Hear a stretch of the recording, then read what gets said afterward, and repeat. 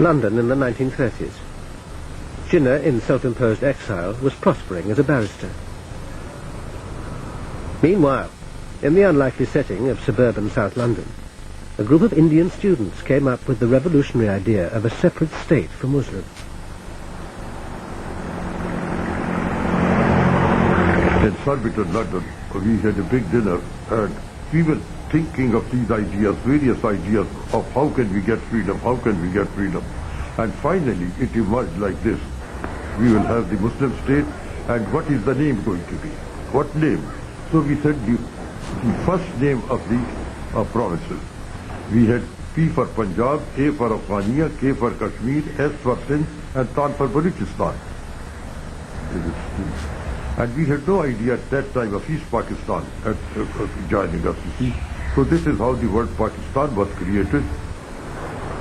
The enthusiastic students took their new plan to Jinnah, now living in Hampstead with his sister Fatima and his daughter Dina. And when we broached this subject to him, he was absolutely furious. And he said, almost he said, if I can remember quoting him, had it not been for your ages, I would have taken you to be students of British imperialism. You are out to break one good the British have done, to unite the heterogeneous elements of India into a united whole. And you are out to break this. Keep away, young men. Keep away from this. Something like that. So at that time, he was still absolutely committed to an Indian union. Unity. Back in London, the Surbiton students were followed by a succession of Muslim leaders pleading with Jinnah to return to India and revive the Muslim League.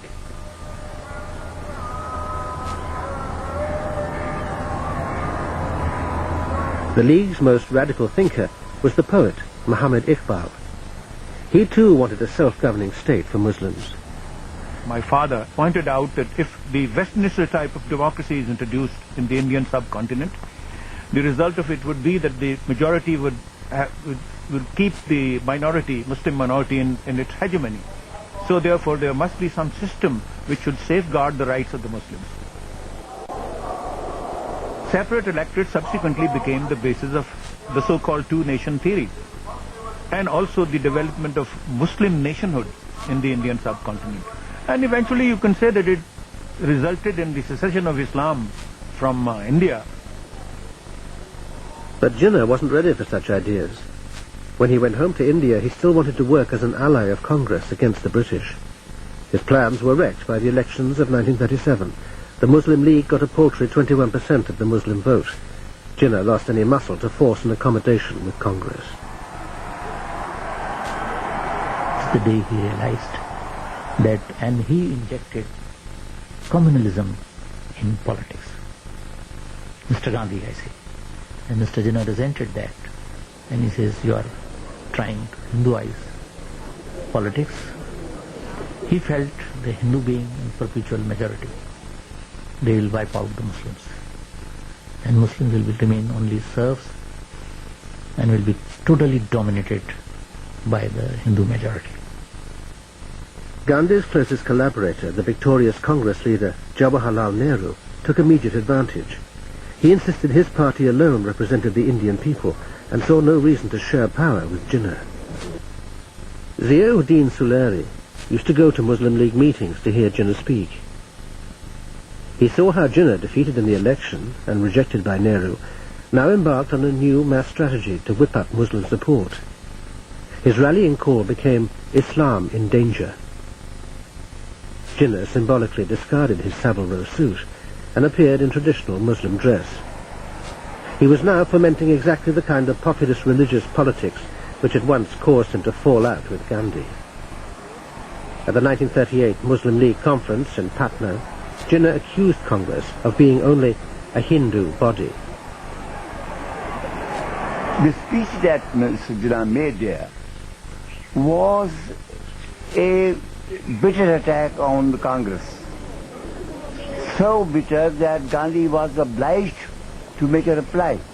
And I think, to my mind, that was the beginning. Patna was the beginning of the mass movement of the Muslim League.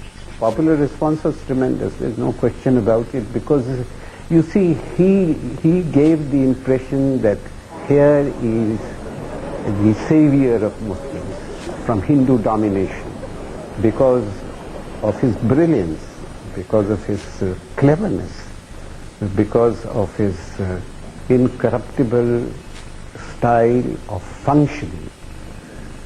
He was highly respected, there's no denying that.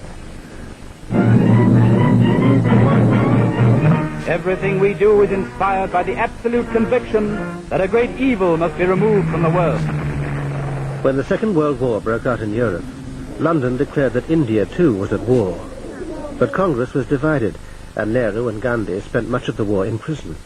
The British turned to the Muslim League for support and asked Jinnah what he wanted in return. Jinnah was uncertain. My father, and along with his advisors and members of the committee, spent hours with him trying to persuade him to understand the benefit of Pakistan coming into being. And that was the argument which went on for hours and hours at my home in Karachi. So in other words, he was persuaded by events rather than taking the initiative. Yes, he was forced by the events which took place. This is a real, straightforward truth. Jinnah was being railroaded towards a destination he'd never sought. In 1940, Muslims from all over India gathered in Lahore for a momentous session of the Muslim League. Jinnah took the train from Delhi.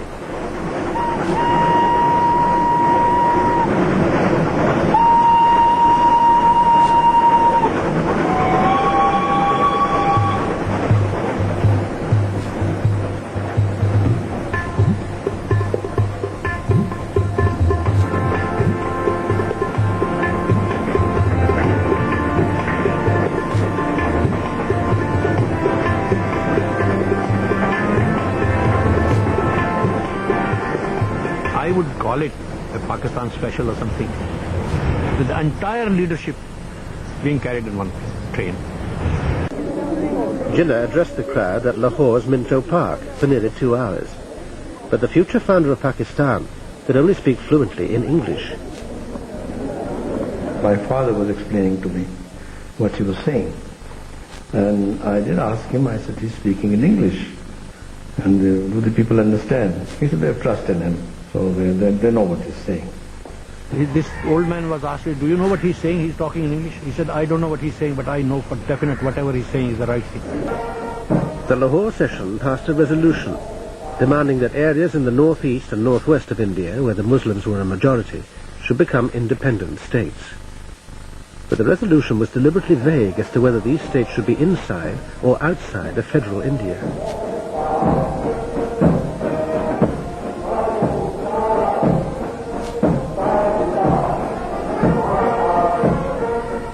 It just partially advocated the concept of a separate Muslim state, but there were so many loopholes in it, and these loopholes indicated that there was still time if there could be any rapprochement between the Hindus and the Muslims.